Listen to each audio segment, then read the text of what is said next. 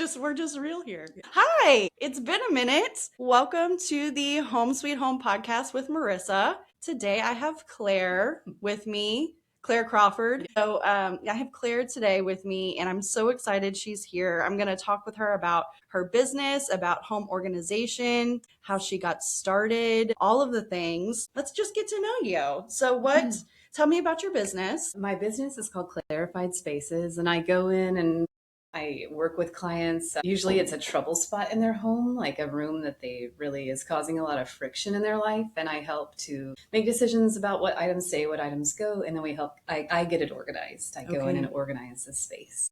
That is like a huge job. Yeah. And I'm really glad that we're not at my house today because you could be excited or terrified depending on how those you'd be excited. She likes it, guys. No matter what. If you need home organization, I feel like something, and I'm going off the questions in a minute, but I feel like maybe the hardest step someone would have in reaching out to you would be maybe a little bit of that shame that they feel about their space. Because me personally, that's how I feel. I like Claire and she seems really pretty and nice and I don't want her to see my mess.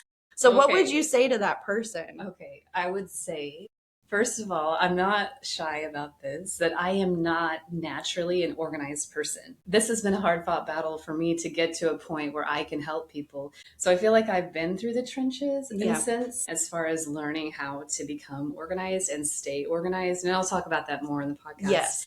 But so I never want anyone to feel any shame or judgment whatsoever. We are all on a journey in our lives, and I think we're all going to struggle with this at different levels throughout our life. You know, different seasons. You have a small child, right? So I do, 6-year-old. So that's not an easy time to keep your house perfectly tidy. I mean, when we're in our 50s and 60s, maybe that will change. Who knows? But I don't know. I'm all about setting up systems to help people maintain, though, in those busy seasons. Right. Because I think that even in the busy seasons, we can keep our homes maintained. We just don't have easy systems. So I love that. So I can see why people hire you to help them do this vulnerable spot with them. Yes. Because it's a big deal. It is. And that's a really great point, is people are allowing me into their life and they're trusting me to see things that they don't show everyone. And I do not take that lightly.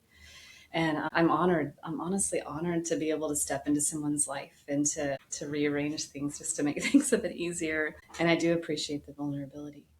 So what inspired you to become a professional home organizer? Well, I've always loved organizing. Like, my mom jokes that, like, when we would go into the stores, if things were out of order, I would straighten things. You would start straightening them. Yes. And so I'm like, it's always kind of been there. But I think, and I was going to share about her, at some point in this podcast, but Cass the Clutter Bug was really the linchpin and what changed everything for me. She had a phrase and has a phrase, and it's, you're not messy, you just organize differently. And so she has 4 organizing styles. When I found out that I was a visual organizer and I needed to see my belongings, there's visual, hidden, there's macro and micro. And I'm a macro and visual. You can go and take the quiz. I recommend it highly. It's free. She doesn't even ask for an email address. Yeah, definitely link that. Yeah. Thank you. So I would say that changed everything for me. And then I slowly went through my home and set up visual systems and macro big categories instead of tiny micro categories. So when I saw the change that happened in my life as a result of that, and how our life flowed so much easier, and how my kids were able to maintain the space, it was life-changing. And it opened up opportunities. And honestly, it opened up the opportunity to start this business because I had more time. Because you were more organized. Because I was more organized.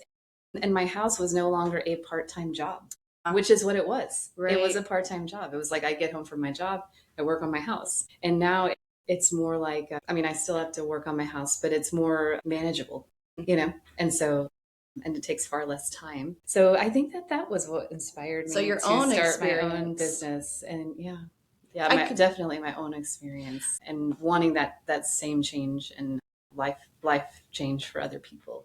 I can see that in you because you're very caring. So you're like, I have this tool, let me share it. Right. And that's a God thing too, because that's a gift and he wants you to share it. So I love that. And I also just enjoy it a lot. Yeah. And you just love it. Things that scare like you were saying, it might scare me.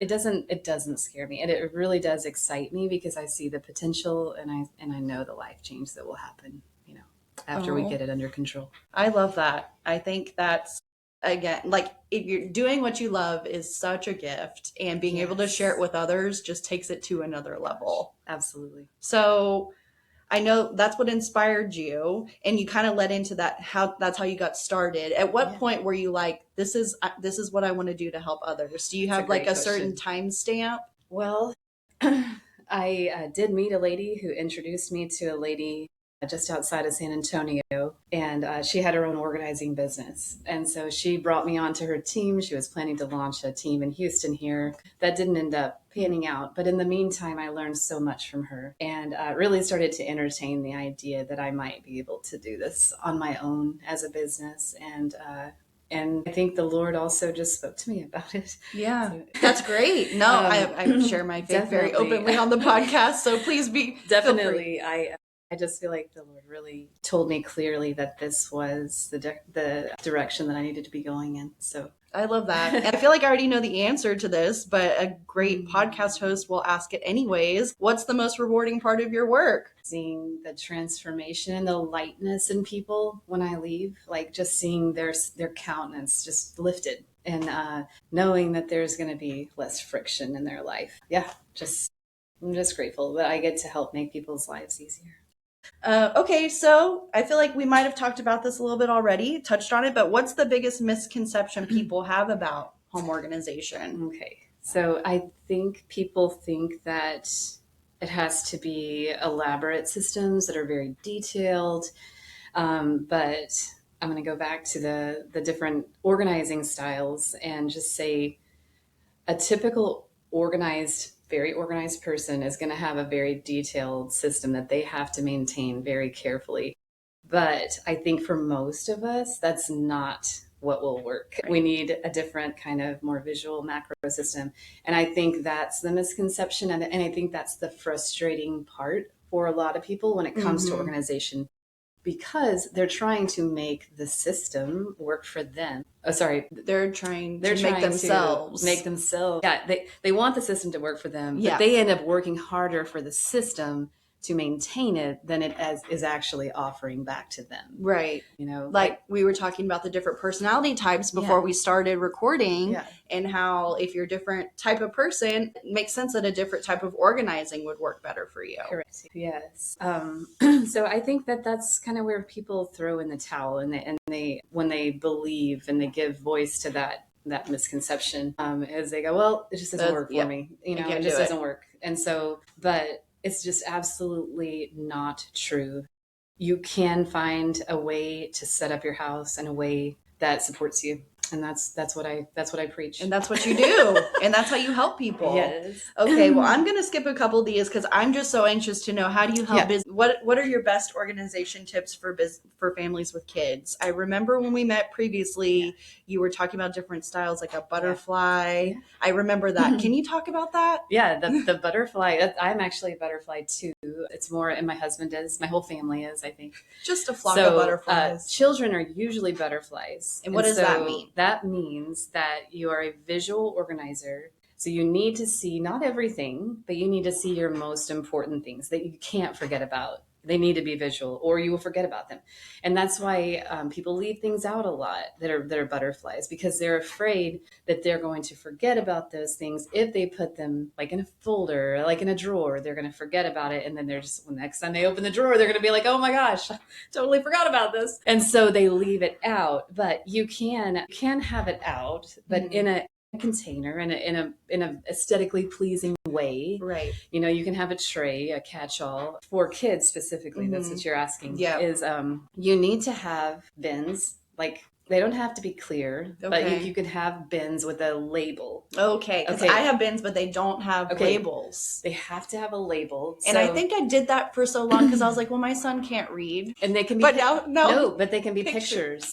They can be pictures. And so you're so smart. No, my little brain was like, I can't have a label. He doesn't know how to read, but now we're getting to the point where he can read. So I really have no excuse, but pictures. Yes. That's genius. And I have done that for 2 girls. They shared a room. I did pictures on one side and words on the others for their different belongings. And they have to have a super easy system, broad categories. You're not doing detailed. No, not like this Hot Wheel brand 1967. No, all the Legos go in this bin. All the dolls go in this bin, and pictures are words. So that's number one. Okay. But because if you walk into a space, like I've walked into playrooms sometimes, and I think I couldn't organize this. Like if someone told me, go pick up this room, like it's no surprise that things get shoved under the bed or just wherever, because there's really not homes for things. Right. And so if we can make very clear homes, like very clear, like then our kids are capable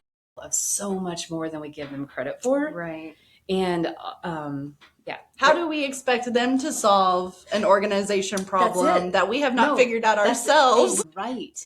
Okay, so I was going to tell this story since we're on the topic of kids. Is like my older daughter, when she was real little, I would give her a wand, and like she would say yes, no to everything. And so we would just have like little decluttering sessions. We were talking about it on the car on the way here, and I was like, actually, like with my younger daughter, I do it for shorter segments, but with my older daughter, we did her whole room at one time, which I don't recommend that. But she would go through and just say yes or no, and then we would decide what to keep, what stayed, what went. And I think as parents, it's tempting sometimes to just go in their rooms and declutter for them while they're not there, and I think that's fine too. I'm very guilty of that.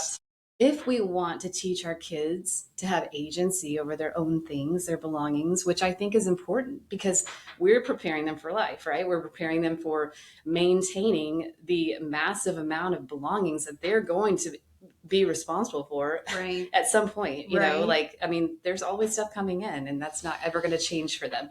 It's such a blessing, but it also feels sometimes like a burden. It can be, yes. So having them be a part of it really makes the most sense. Yes. And like, that's just like with anything with our kids. Yes. If we want them to have this ability to have agency, like you were saying, that if we want them to be set up for success, then we do need to be bringing them into for me, I just want to go in my son's room and like throw it all away because he's very attached to things.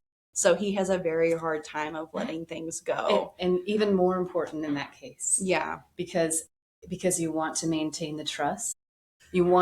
You don't want him to see things disappearing, and you want him to make that decision. And then you can also do a toy rotation. So where you pack some toys up and then you next month you bring those toys down, you put the toys that are currently out. If the space is overwhelmed by the amount of toys you have and they're not ready to get rid of them. So that's another idea. Oh, that's a great idea. Another thing that my younger daughter and I have started doing is like 5 minutes before bed. So, we do the big reset of the room, right? And then 5 minutes before bed, she just says, okay, this can go, this can go, this can go. We set a timer. And so they know there's an end. They know it's not going to go on forever. Yes. And then just that little bit of maintenance every day. And like, it shows them that it's actually not as hard as they think. Like me, the mental block for me, unloading the dishwasher is huge. Okay. I don't know why. It's a real thing. I think it's going to take 15 minutes. It actually takes 4. Yes. And so for kids, it's laundry for me, in case you're wondering. I have the hardest time. Okay. For kids to go, okay, actually, like mom set a timer. It's only going to be 5 minutes. And then they're able to see what they can accomplish in that 5 minutes. Oh, I picked up all my clothes. Yeah. Oh, I put all my toys away that I got out for the day in 5 minutes. I thought it was going to take me 30, And so, and even if they can't get it all done, they can see the difference that they made. And it can be encouraging to them to make that effort in the future. I love that. I'm learning so much. Thank you so much for being here. I feel like I kind of jumped around and maybe interrupted you at some point. So I apologize if you didn't get to finish your thought. I feel like we kind of did we talk about practical ways to manage school papers, toys, seasonal items? I feel like we touched on it a little bit. Seasonal items, I would say decide how much real estate you're willing to give that item. Like say, okay, for Easter, 1 tote. Christmas, 4 totes. Okay, put your favorite things in first, the things that you want to use, you'll want to use. Whatever's left, it doesn't fit. You have to respect the container and you have to respect how much space you have to give to those items. Okay, so there was toys, school papers. School papers, yes. I would say I do need to know about this. Right.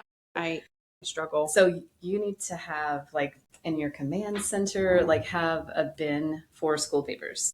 Throw them all in there. Do not overthink it. And then at the end of the year, you can pull out what you want to keep. Okay. And I kind of did that last year. There you go. You're already doing it.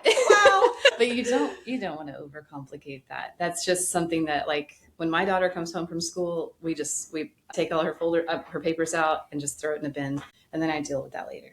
I love that. Great tip. Yeah. And that makes me feel better. And that's a very, like, normal functional way for people to operate. Right. Not, let's sit down together and exactly. And how do you feel about this one? And yeah, because and you might have that conversation later, maybe at the end of the school year, all at one time, but not like every day. We have too much to do. Yeah, there's a lot. There's a lot. This is making me feel better already. Now, there are some people who don't have kids, and they're just as busy. Yes. How can busy professionals keep their homes functional and clutter-free? Well, one thing that I always talk about is a 10-minute tidy every day. That can make a huge difference. Just setting a timer again and just picking up. I don't know if these are people that leave things out, but I am kind of that person. Like, I just leave things out. And so it does help me to take that pause once a day, maybe even in the morning and in the evening if you have quite a bit more clutter. Another tip that I recommend highly is Peter Walsh's Trash Bag Tango, and it's a lot of fun. Trash Bag Tango? Yes. What is that? That sounds really fun. It is fun. It's so you get 2 trash bags. Okay. One's for trash and one is for donations or things that need to leave your home. Love that. Okay. Because we love to donate, and then too. You just set a timer for 20 minutes. Okay. And you just go through your house and just load both the bags up. How often are you doing this tango? Once a day? Listen to me. As often as you want. Yeah, just once a day. But you can do it for a week and you will notice a difference. You can do it for a month and your house will be transformed. I bet. Yeah. 20 minutes. 20 minutes. And we can spare 20 minutes. Yeah. Like, sometimes for me, I come home after a long day and I walk in the back door and I'm like you said, that counting it, just like I'm going to go sit in the backyard. Yeah. You know, like, I found myself sometimes retreating to the outside just so I don't have to look at the inside. Yep. And if I spent less time scrolling and more time picking up, I think my life would be better. Yeah.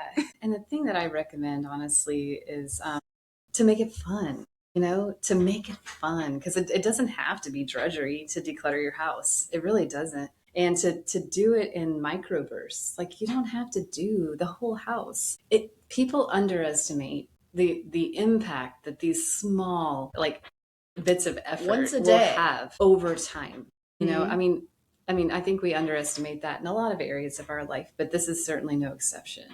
So I definitely agree with you. And I know we talked before. Again, I should have had this microphone on long before we started recording. But if you're the kind of person that's a great starter and not a great finisher, how would you encourage them to keep up with that once a day bingo? Or did you find an accountability partner? What would you recommend? Yeah, you could do that. You could find an accountability partner. You could tell your family how important this is, and you guys together could come together and decide that you're going to keep each other accountable if there are other people living in your house. If not, then yes, I think an accountability partner. Say, I did my trash bag tango today. Just send them that text, and then if you didn't send it, they'll keep you accountable. I think that's a great idea. What's your favorite organizing tool that you purchase or you recommend to your clients? I think it's, oh gosh, you're going to ask me. I know, I'm sorry. Now you said not expensive. This one is expensive. Okay, well, maybe we'll have a high dollar, low dollar. Okay, high dollar is the neat method. The neat method. And they have the most beautiful containers and everything you would need to help get your house organized. Okay. That is on the higher end. Okay. And I do use that for a lot of my clients, and they love it. It's aesthetically pleasing. So for those visible spaces that you really do want, like, nicer containers, and you do need containers, that is a good option.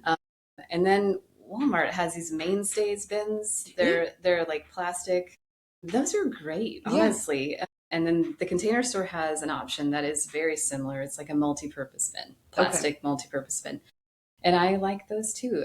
They're just maybe $1 or $2 more each. Okay. And then, so those are fantastic. I use those a lot, especially behind closed doors, because a lot of people don't want the plastic to be visible. But yeah, no, that makes sense. Yeah. Well, and thanks for taking that off-candid question. I just thought of it. Yeah, I was I like, love oh, I wonder if it. she's like, this is a great question.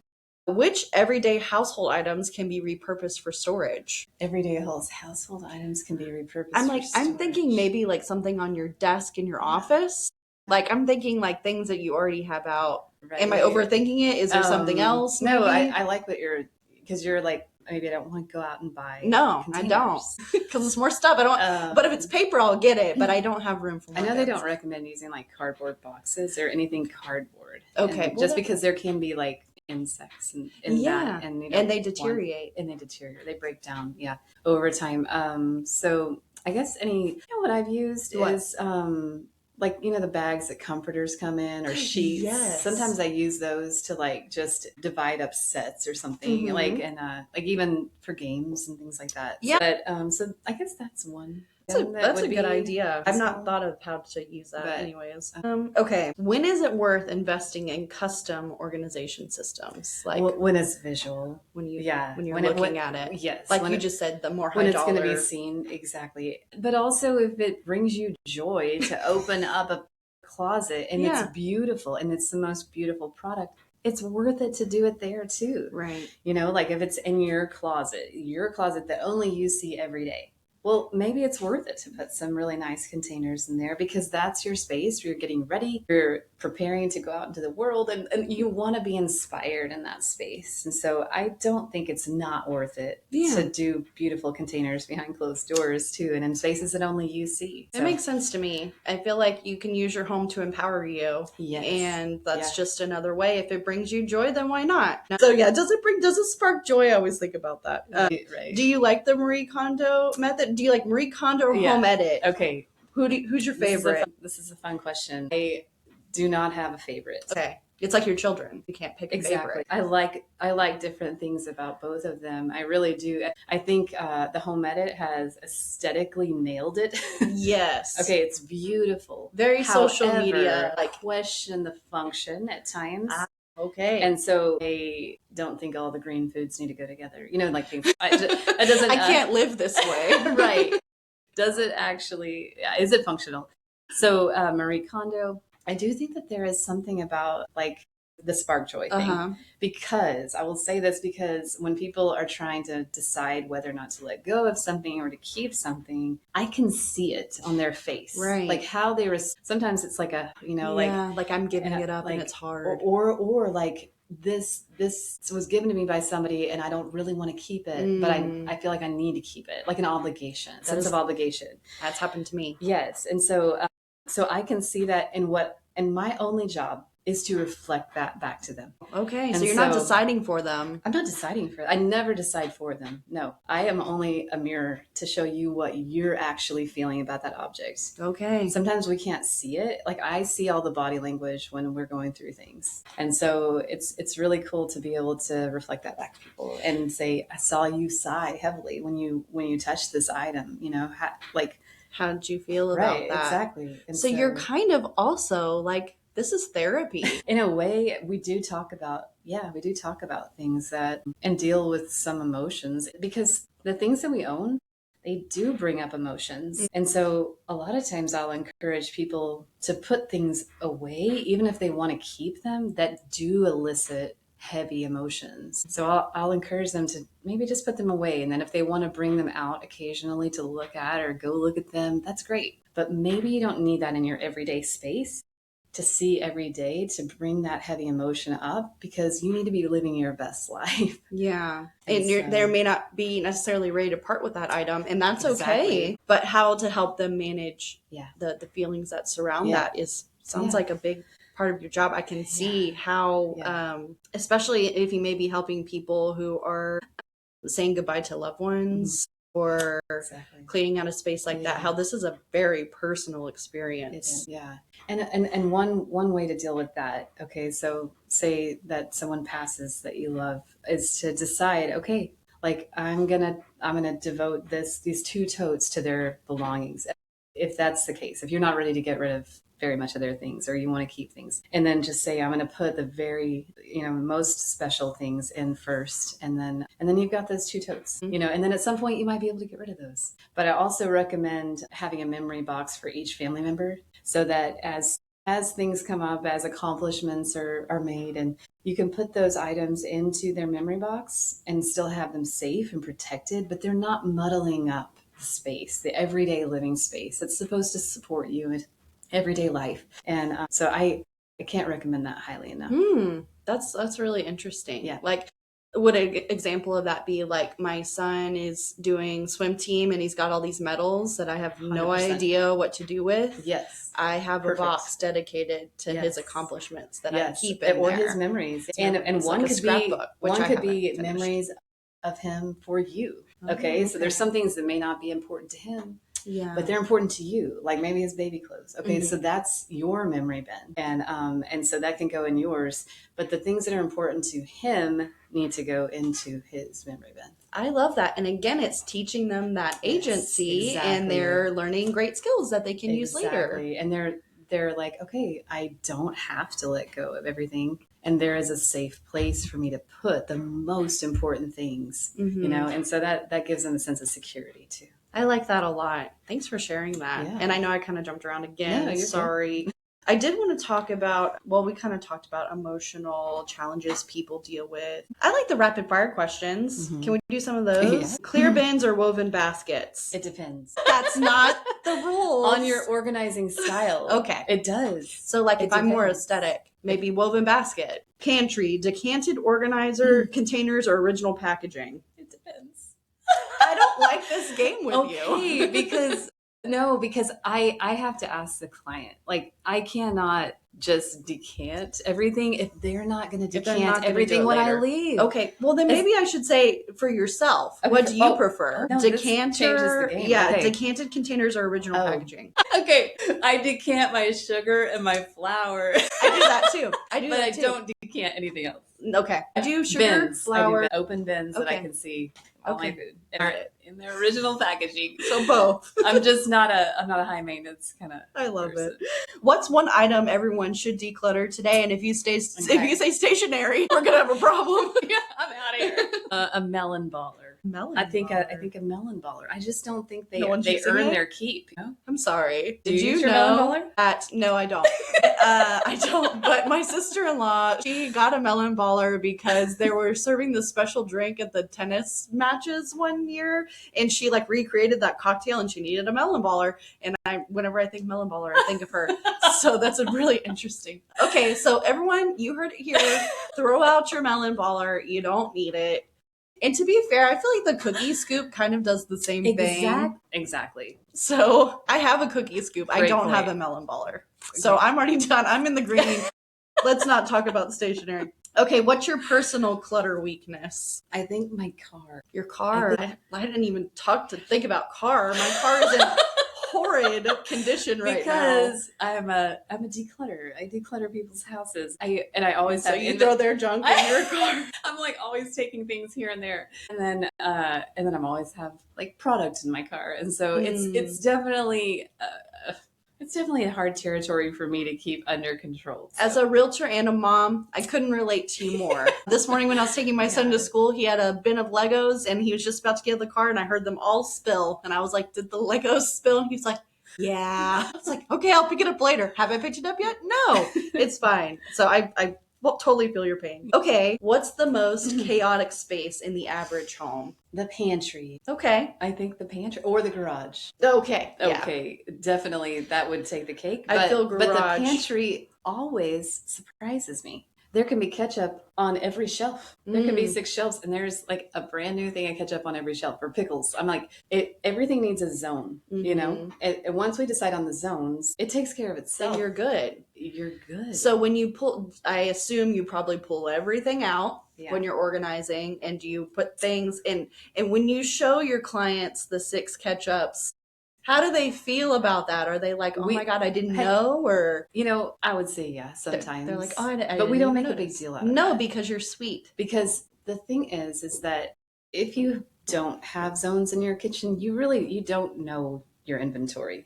Who's to blame you? Right, exactly. This is like our conversation we had earlier. How do we expect our kids to do it if they don't have something set up? How do we expect ourselves to have something set up when we don't have a technique? So the thing that I do, instead of like making a big deal out of it, is we just make a backstock area. Okay, so if they run out of ketchup, they check there first before going to the store or putting their order in. So really, you're like, great job. You're all set. Look at all these ketchups because you're ready and prepared. And that's how you intended it. No shame. No shame. I love it. Well, that makes a lot of sense to me. I'm wondering, like, I have a very small pantry, and that doesn't make it easier for, you would think if, okay, it's a limited space. No. Do you find the same people that have large pantries or small deal with the exact same issues? Or I don't think so. In a sense, maybe, because the zones still need to be put in place. Mm-hmm. But with a smaller pantry, unless you have a place to store like backstock somewhere else that's relatively close to the kitchen, you just can't keep as much stuff. Right. And that's just, again, back to respecting the real estate that you have for that particular function. And so I think with a larger pantry, you're really tempted to keep more inventory, probably more than you need. So definitely different battles. Different battles, but we're all struggling, and that's okay. That's what Claire's for.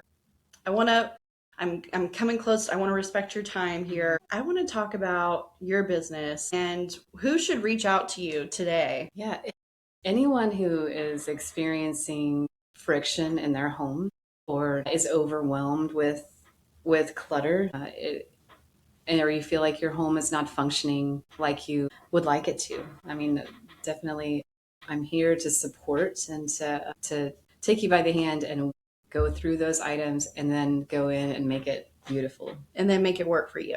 Make it beautiful and make it work for you. It has to be both. It can't just be home edit pretty. Exactly. We have to also be functional. That is priority. Yeah. And so what would be like the first step? So let's say someone contacts you. What would be the first step that they go from there? Do you set up a consultation? What does that look like? Yes, we can do a 1-hour consultation that can be in person or it can be on the phone where we discuss the issues that you're having in your home. And then I would just ask for pictures if we do it on the phone. Okay. But I do like going to the space to kind of get a sense of the space and how you feel in the space. Okay. So, but yeah, that would be the next step. And do you work with all types of budgets? Like what people are, I'm sure there's people on a very high end that need more hands-on and have the ability, but there's maybe someone that's just like, hey, I just love a little bit of help. Where can I get started? Absolutely. Yes. I can work with all different budgets. I even try to source cheaper containers, like based on the budget. It's not always possible, especially if aesthetics is a high priority for that client. Mm-hmm. But I can come in and just do like decluttering, like if you just want a little bit of support with that. Mm-hmm. So one thing I would recommend is Dana K. White's no mess decluttering method. I didn't get to share about that yet. Yeah. But, you can YouTube it. She's all over YouTube, but it's Dana K. White, no mess decluttering method. And that also has changed my life. So there's if lots you want to of get started on your own, I would recommend that. Okay. Yeah. And that's great. And there's lots of different ways that you can, we've talked about a lot of great tips today that you've given. The tango, involving your kids, the bins, the memory bins. There's so much you can do on your own. Yeah. But I feel like a lot of us have a hard time, even getting started. So maybe that's where you just come in and just help kind of give that push of, let's get going and make the space work for you. And one thing I really love to do with clients is to, if they're open and willing, I don't have to do this, but I do like to teach as I go along so that you're equipped to maintain the space. I set it up in a way that you can maintain it whether or not I teach you the principles or not, but I do feel like hearing the principles as we go through things does really solidify it and does really help you as you even go out into other areas of your home, other areas of your life. Honestly. Yes, excellent. I love that. And I think that you can do so much good for so many people, including myself. I'm really excited about the tips you talked about today. We already talked about that. So let me just ask, where can listeners find you and learn more about your services? Clarified Spaces. And I have it I have my different packages listed out on the website, and I would love to hear from you. Yay. And then you have social media too, right? You're on Facebook? I'm getting started. You're getting started Yes. on social Mhm. media. So I'll link anywhere that anyone can find you there. So let's say that you are one of our amazing clients and Charlotte is helping you sell your home. Claire's going to give us some great tips like how does decluttering impact the home's value? What are some areas, that might be best to organize, and, just how all around organization could help you with your home sale. Yes. One thing I would recommend is packing up a lot of your belongings, a lot of the unnecessary items that you don't necessarily need to live until the move, and just simplifying the space, because you have to keep in mind that when someone comes into your home, they have to envision themselves living there. And they have to see life there, and they have to see it as a good life. See themselves in the home, not see themselves. your things. Correct. In the home. So I would say just simplifying and decluttering, that's always a good idea before a move anyway, but it also serves a secondary purpose in that it allows people to envision themselves in the home. I love that. And, I think that is so true. Whenever I hear Charlotte talking to her clients, she normally starts trying to have that conversation, especially if someone has lived in the home for a very long time. It can be much harder for them, and maybe where we could partner together to help some of her clients, because it can be, like we've talked this whole time, emotional. There's a change, a season is happening, and it's a lot to deal with, and you don't have to do that alone. There's people that can help, right? Like Claire. It's wonderful. What should homeowners prioritize when preparing for showings or open houses? Kind of same thing, just putting your big things away and just making it inviting. Yes, and taking away things that personalize the space. I think that's pretty common knowledge in real estate. But something Charlotte normally says too is like, you can start packing up your things in boxes and moving them to the garage. Correct. People know you are moving. Get rid of them. Right, exactly. If they see a pile of boxes in the garage, it's not going to be shocking. Yeah, they know that you're moving. And sometimes I think it can even help mentally that buyer, okay, these people are packing up to leave. Yeah. They are preparing to go. So I don't know. I feel like that may have like a little bit of an unspoken impact as well. If I see that I'm showing a home and the home is completely lived in, they haven't started packing, they've done nothing. I, as an agent, get a little overwhelmed, and I go, ooh, are they going to be able to close in 30 days? Because that's the general timeline, is 30 to 45 day closing. Yeah. And where do they stand emotionally with this move? Are they ready to part? Yeah, that's interesting. That is something I think I've never said it out loud before, but whenever I'm going through a space and it's very lived in, not that I'm if my clients want to make an offer on it, absolutely. But for myself personally, just my own thoughts, I'm thinking, ooh, is there a little bit of a block here? Are they willing to part with the home if we make an offer? Yeah. How accepting will they be of terms? So, Claire, I always like to ask all of my guests on the podcast, can you tell me about a favorite charitable organization, if you have one, because I'd love to share and learn more about it, and our listeners can learn more about it. Okay.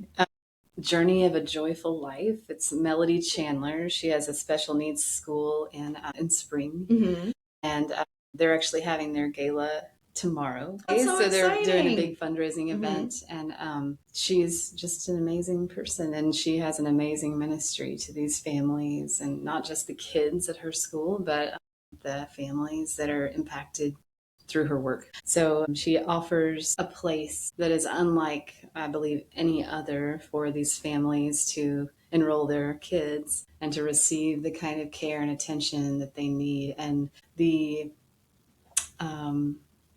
progress and the improvements that they see in these children is unprecedented. It's not something that they would probably ever see in a traditional school setting, because the people that she works with are so well trained, and they respond to the children's needs in the way that they need to be responded to. Addressed is life-changing for these kids. And so I can't recommend her organization. That's wonderful. Thank you so much for sharing. And I'll be sure to link that too in our show notes. And I'll give a shout out to Melody on our page so people can learn more about her and what she's doing, because she is doing great work. Yes. And I think kind of the overall theme of our podcast today has been different systems, different people. These uniquely talented kids require different systems because they're different people. Yeah. So this is just a human condition. Parallel. It's just a human condition we're all working with. And you shouldn't have shame if your home is cluttered, is what I learned today. You should make the space work for you. Yes. Do micro bursts. Yes. Don't try to organize your whole home in one day. Set yourself up for success. And for everything else that you need help with, call Claire because she's great and she's going to take great care of you. So Claire, I just want to say thank you so much for sitting down with me. It's been a pleasure. Chatting with you feels like chatting with an old friend. I can see why people trust you to come in their homes and help their space because you have a very inviting presence about you. Thank you so much. You're so welcome. Well, thanks again. All right. See y'all next week. I'm going to be having more guests trying to help you learn more ways to manage and make your home wonderful. So thanks for listening. Bye.